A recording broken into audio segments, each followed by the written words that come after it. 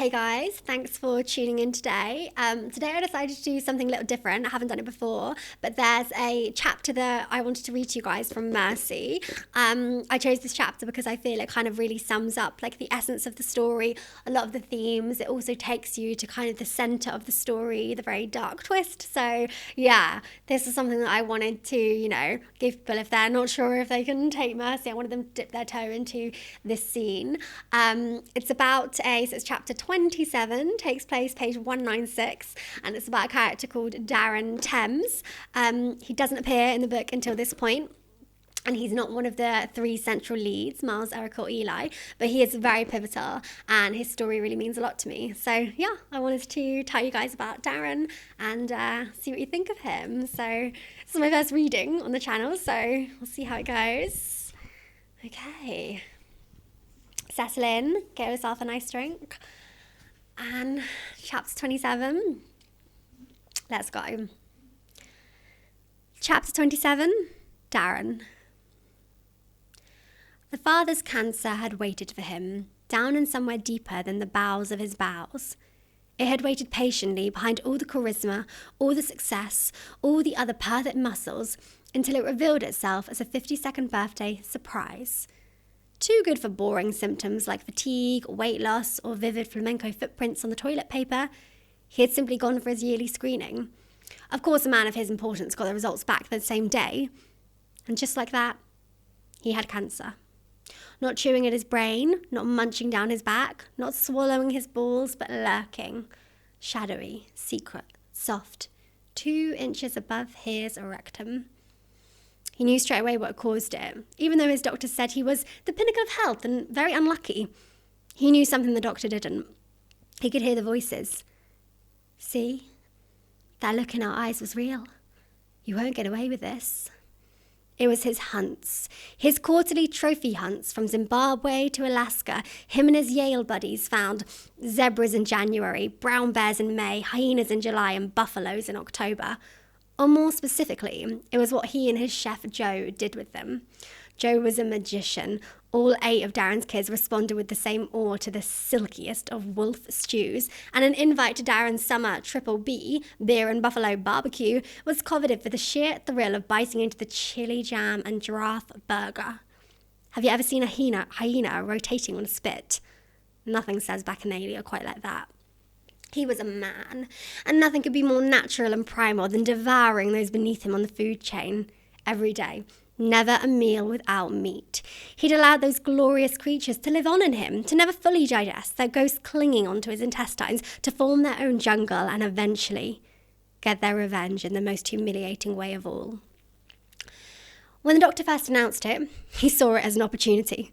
He wouldn't just beat cancer. He'd beat it in the best, most inspirational way. In fact, he'd find a cure. He'd host a gala, a ball for his bowels, and auction off an antelope head for sweet justice. And he wouldn't tell anyone about it. Just for now. Let those he loved continue to relax, while he could continue to take care of them, as he should. Red and white, red and white, red and white. Red on the marble, red on the china, red on the silk when he woke up. He could do so many things, yet all his body wanted to do was this. Drip. He said he was at a work retreat when he flew to Toronto for the surgery, and he made the most of his week there. A blur of casinos, motorbikes, and a woman who let him record her, too busy performing to notice the specks on the sheets. But his cancer was a devious thing, a mocking, cheeky beast playing hide and seek in the shadows of his body. A life of penetrating others didn't know how to handle something so very internal. He had silenced critics, rivals, lovers for the past 52 years, sailing through life on the power of personality. But his cancer could not be charmed, seduced, or outsmarted. Or perhaps it liked him so much, and that's why it wouldn't go away. It danced a merry dance, swinging through his digestion, marveling at itself from how big it could grow. It drank from his memories and bathed in his confidence. And when he kept on laughing, it made the laughter hurt. As the fatigue came for him, and as he started forgetting birthdays, his doctor called him in to tell him about the next round of treatment. You may find your balance is affected, and some people find the use of a walking stick aids them in the first couple of years or so. Things to expect: nausea, night sweats, hair loss. A challenge, he shrugged. Simply another challenge for him to prove to everybody, but mainly to himself, what he was capable of. When he got home, he was going to sign up for a marathon. Maybe an amateur boxing fight. A whole amateur boxing evening. He'd smash the recovery. He'd crack the walking stick in half if they offered it to him. He couldn't wait for the celebratory holiday he would take everyone on once they got the all clear. The final thing I have to talk to you about, and this does take some adjustment, said the doctor. Don't say it. We'll talk you through it and support you as much as you need, and you'll soon find life can be just the same with, don't say it, the assistance of a stoma. A what? Say it then. Say it loud and clear. A colostomy bag. Every cell in his body felt patronised. He tried to be mature, to accept that a part of his life was over, a part that made it worth living, the part that had given him his ego. 17, on a beach in Tenerife, watching disdainfully as his father pulled a tank top over his pink belly, he'd sworn to himself there and then he would never have a torso he couldn't be proud of. Through ice baths and celery and Muay Thai, he'd achieved it. It was actually him who'd invented the phrase, "You never regret a workout." He went through the world with the warm glow of a person in their dream body because they had the willpower to get there. But not anymore. He could hear them. "You won't believe who's having a stoma fitted." "Who?" "Darren Thames." "No." "Exactly. The last person you'd imagine to have something like that done." "Oh, poor bloke." It was that conversation, whether real or imagined or misinterpreted, and those slightly smug, slightly pitying voices that had led Darren to his decision. And also this. On his hunts, once he had found his prey, he got the job done in one shot. He was meticulous and obsessive about waiting for the perfect angle, the perfect moment, before launching the fatal and final bullet. The sporting prowess this earned him was just an added bonus. He did this because he didn't like to see anything suffer. The blood on his hands never bothered him, but humiliating a great creature would. Sometimes his clumsier friends would fire at the wrong time, unleashing unbearable howls from an animal still breathing, and Darren wouldn't think twice before running over, turning the creature around, fixing his eyes on a vital artery and putting it out of its misery. That was how he did things. Why would he be any different? He would go out with a bang, pulling his own trigger, out like the lion he had always been. Darren's cancer had picked the wrong family to mess with. The Thames family had unlimited options. They would never be forced into a humiliating decision. When Darren refused the bag, his condition became terminal. After that, the choice was obvious. That was why they drove on that oozing August afternoon to Sunset Clinic. "Father, Daddy, dearest Papa, if this is really what you want, because after everything you've done for us, we can do this for you." They were in a stretch limo going out in style. All 25 of them were in there. His new wife, his second wife, his first wife, probably the soulmate. All 8 children, ranging from the ages of 15 to 33. His 3 brothers, his 2 best friends, and the staff that had been with him for years. What kind of family drinks champagne while driving to a death? This family. Any excuse for celebration. And yes, this was a celebration of a life lived on his terms. This was going to be an event. He hadn't known until now how much his children got him. They had been raised with that all or nothing passion of his. It was just a shame. This was their way of proving to him that they had just as much fire in them as he did. Maybe more. Today was going to be brutal, but for him, that was it. They had to wake up the next day, and the next, and the next, without him. As he held their hands and looked into their eyes, it went through him like a shot. How could they not be enough? Too late. Or was it? The limo drove and the song changed and the bubbles grew on their tongues and the unspoken sentence between them refused to pop. Did they have anything in them, anything at all, to make him want to stay with them? But they looked at the serene gloss in each of his eyes and none of them spoke a word.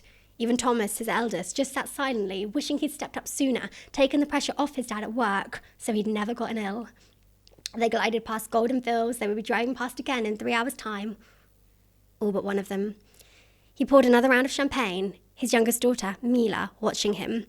She'd lost a stone since he'd made this decision. She'd hoped he noticed, hoped he could see her at her thinnest one last time.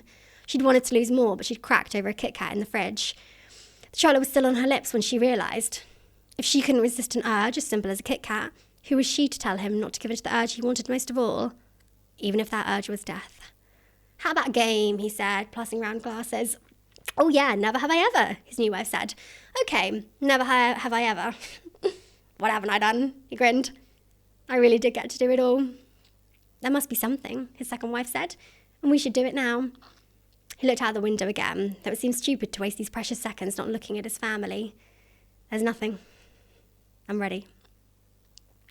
"Darren, welcome.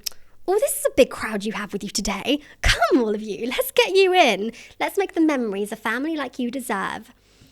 The final time he saw them was in a grand room, the most expensive room he could have rented at sunset. There was more champagne, but he noticed less and less of them were drinking it. They wanted a clear memory of their father. He had a moment alone with each of them. He saw the anger in his brother's eyes, the brother who'd always wanted to be him and now wished he could swap places with him. His brother almost left without saying anything, but as he got to the door, he turned and said, "It's a bag, Dee." He paused and said it again. "It's a piece of plastic. All you have to do is wear a shirt at the beach." He looked him up and down, shook his head. "You're serious about this? You really mean this?" He left before he could answer. Finally, lastly, Darren saw Mila. What could he say that could make up for the decades she would spend without him? "Will you be angry if I die like this too?" He held her face. "No. You can do anything you want. Feel anything you want. Feel as much as you can, Mila." And finally, his doctor arrived. "It is up to you if you'd like anyone there for the procedure, but we wouldn't recommend it. It can be very difficult for families and dangerous if emotions get too involved." "But you don't understand. My family are not like other families. They're rock stars." He stroked Mila's cheek, the softest move he'd ever made. "They can be there if they wish. Let's do this, Daddy." When his eyes opened, he was serene. His body felt light and supple. He didn't know what day, month or year it was, but it didn't matter. There was a clearness to his eyes he hadn't felt in years. His bones felt tranquil, yet strong. Energy coursed through him, patient but passionate. He would have believed he was in heaven, if it wasn't for the pit in his stomach. The pit was there before his mind could sharpen. He had felt pits before, nerves, guilt, dread, but never anything like this. This was real, weighing in on him like it was depending on him to be there. Thick and squidgy and moving when he moved, promising him it would never leave him. This wasn't heaven. Heaven would smell sweeter than this. Was it purgatory? A place where everything was fine but the pit in your stomach. He forced his eyes to open further, to take it in. Take in the white. He was in a white room, almost like the one he died in, but different. Higher up, perhaps. A similar shape, but bigger. A similar bed, but softer. A similar hum, but louder. Unlike when he had died, there was no one around. Nothing but the pit in his stomach. Okay, relax. Use your brain, like you did on Earth. Still the pit. Heavy, wrong. His stomach fluttered, but the pit stayed strong, rebelling against his body. There was a door a few meters from him. Maybe this was the test. Had to get to the door, open it, and walk out onto the clouds. He swung his legs from the bed. He was still in his hospital gown. The pit grew strange. A pit should feel hollow. This pit was full. He made his way to the door, the cold floor congratulating his feet. He pulled the handle. It was locked. A turn, a gulp, a jesting feeling as the oxygen came for him, coating him, as his nerves trespassed into places they didn't belong. He moved around the room, looking for the key. Find the key, and then to heaven, right? The pit came with him. He passed the mirror, looked. Pale skin, an indentation on his arm, a spotted hospital gown. Something was telling him to lift the gown up. The pit wobbled as he got to the hem of his skirt and lifted over his knees, the same strong thighs, the same powerful manhood, his tremendous V-lines. He closed his eyes and ripped it up to his chest, kept them closed and placed his hands on his stomach. Wibble, wobble. Plastic and jelly. Wire and bandage. No, no, no. He opened them. It wasn't a pit making him feel this way. It was something attached to him. It was a plastic nest coming out of him. There was no pit, no vat, no grave. This feeling was real, and it was coming from the bag that had been attached to him in his sleep, because he had not been euthanized. He had simply been put under, and now he had woken up into a life where nightmares were placed on the outside. Ah! The door opened. The same nurse from before came in, followed by Eli Jones. Darren recognised the political campaigner immediately. "Hi, Darren." Eli smiled. "You're up." "What's happening?" Darren roared. Gentle, gentle," said the nurse. "Everything is as requested. A box of ashes has been sent to your family with your name on the top. Then they will never find you." Eli chimed in. "In fact, they will never even look for you. All they will do is grieve you. After all, that's what you wanted, Mr. Thames." Now Darren really backed up in panic, needles and petri dishes falling to the floor with an abrasive clatter as he went. What is this? What is this? Where is this?" Eli sat on the bed, patted it for Darren to come next to him. "Haven't you heard? All suicides go to hell. Welcome." That's the first time I've read that out loud. I know it's intense and extreme, but I hope you get the themes and what the book is saying there. And yeah, I hope it opens up conversation and speaks to some part of you. And yeah, I hope you enjoyed this video. Go and relax now, watch some reality TV, some comedy, and yeah, I'll see you again on the channel soon for another chapter. Thank you for listening, and goodbye from me and Darren, not from Eli. Bye, guys.